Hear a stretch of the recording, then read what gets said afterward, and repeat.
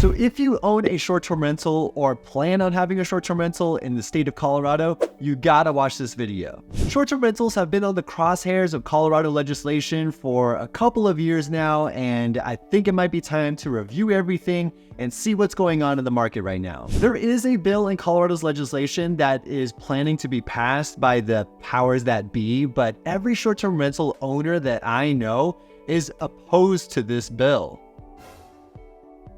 So in this video, we're going to go over Bill 6, how that affects you as a potential short-term rental owner or current short-term rental owner, and what that means for the Denver market in the future. So first, let's go over what Bill 6 is. Bill 6 is trying to identify short-term rentals in the Colorado state, saying that if it's used as a short-term rental for more than 90 days out of the year, it will be considered a lodging property. So what determines if this property is a residential property or a lodging property? If during the previous property tax year, it was operating for more than 90 days as a short-term rental for the whole year, it will be considered a lodging property. If it was operating as a short-term rental for less than 90 days, then it will just be considered real property. So if you plan on operating a short-term rental, or if you currently own one, chances are you want it to operate for more than 90 days out of the year. So that means your short-term rental property could be considered a lodging property. So why is that a bad thing? Why don't you want your property to be considered a lodging property? Well, lodging properties, for example, like hotels and motels, are taxed significantly higher, like 400% higher. It's crazy.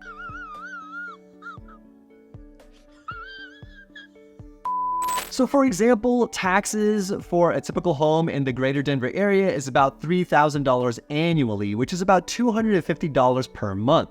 So if you are increasing that by 400%, you're no longer paying $250 a month in taxes, you're paying $1,000 in property taxes for that year if it's operating as that short-term rental for more than 90 days from that previous year. So needless to say, the short-term rental owners currently are not happy. No! God, please, no! No!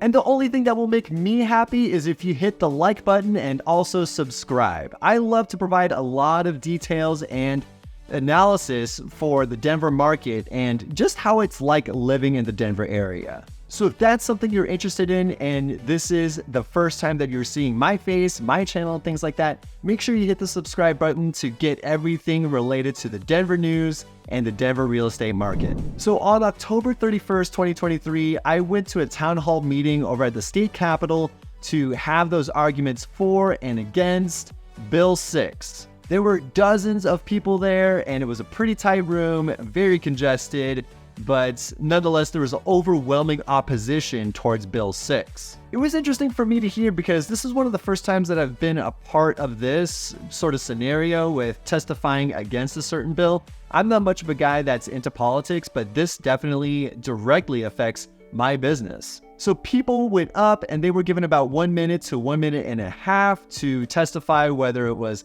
unconstitutional or if it was flat out cruel to the people that own current short-term rentals in the Colorado market right now. And so here are a couple of reasons why people thought it was flat out cruel to the general Colorado public for the local people that own these short-term rentals. Some of the short-term rental owners actually owned it and started to pass down that business onto their next of kin and have that as a legacy project and asset. With the increase of taxes, these owners wouldn't be able to make the business profitable, and they wouldn't want to pass on a business to their children if it wasn't making money. And with these other lodging properties like hotels and motels, they have other ways of making money. For example, bars, hotels, pools, and things like that. And these short-term rental owners don't have those kinds of amenities to make extra income if it's a slower season. Some owners said that their short-term rentals actually employ a lot of people, and I completely agree. For example, they employ cleaners, maintenance people, landscapers, and contractors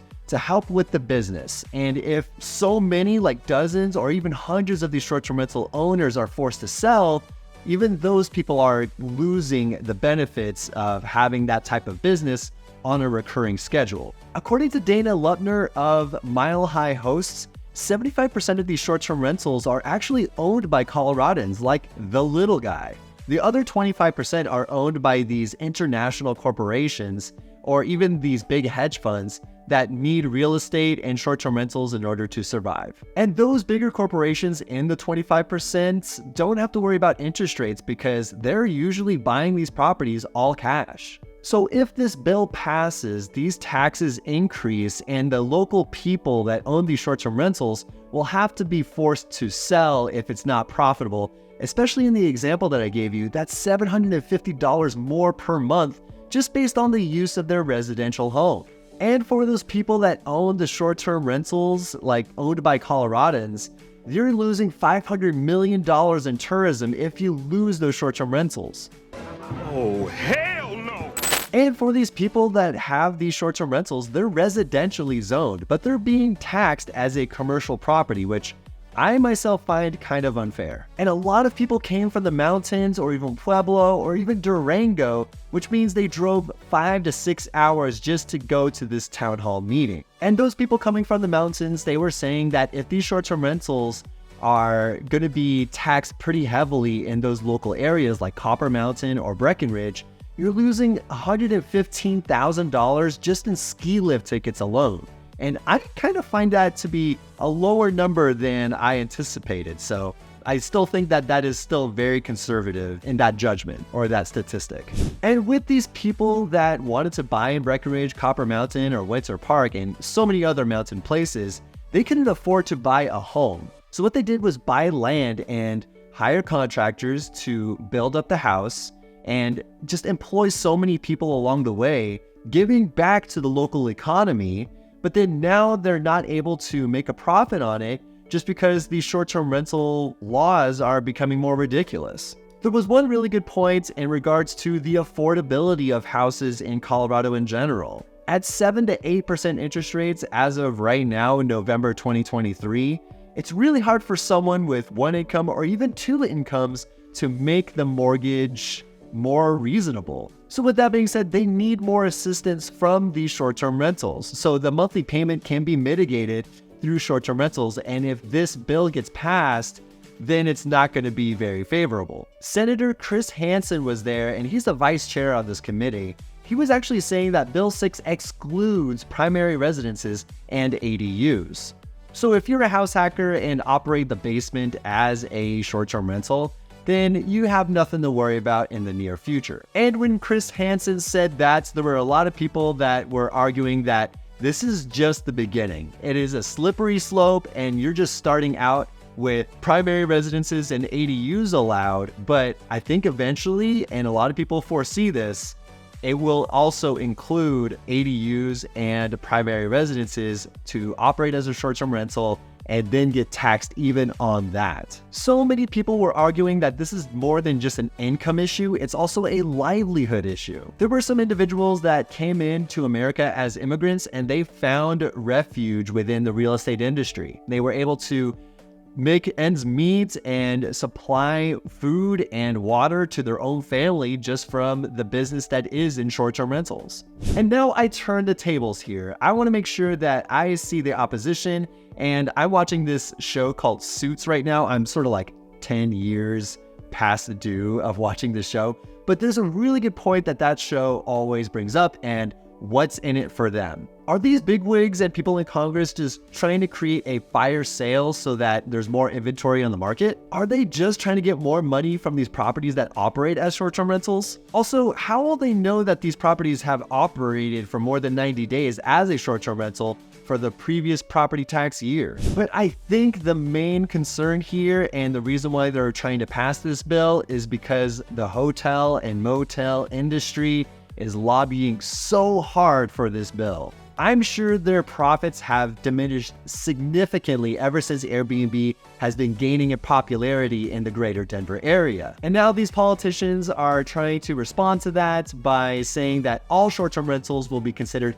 lodging and will be taxed all at the same rate. There are a lot of questions here, but if you were to ask me, I personally am against this bill. I mean, obviously, I am a short-term rental owner and I also help people get short-term rentals, but I feel like it's more than that. The local Coloradans are operating these homes like it's theirs, and it's not fair to just consider the use of the property to deem it as a commercial property or a lodging property. Short-term rentals are driving millions of dollars, like hundreds of millions of dollars of tourism here to the Colorado area.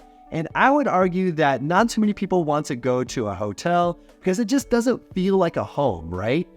Compared to the short-term rentals that have these big cabins, you can have that cozy feel, a kitchen, and bring in groceries to cook for the whole family. I feel like it's a whole different experience than the typical hotel. And lastly, I would argue that those people that have short-term rentals are pretty much retired. They base their income not just on Social Security, but now on the short-term rental income that they're getting every month, every year. So what do you think? Is Bill 6 too harsh on the short-term rental community? Or do you think this is appropriate to try to drive out the short-term rental business out of Colorado? One last point I want to bring up too is that this is a statewide bill. I don't think that's very fair for people that are individualized, like in certain local markets. I think the local areas should really hone down and have the final say with what the proper use is for these properties. So leave a comment down below and let me know what you think. And I think this is a really interesting point of view. I really hope this doesn't get passed personally because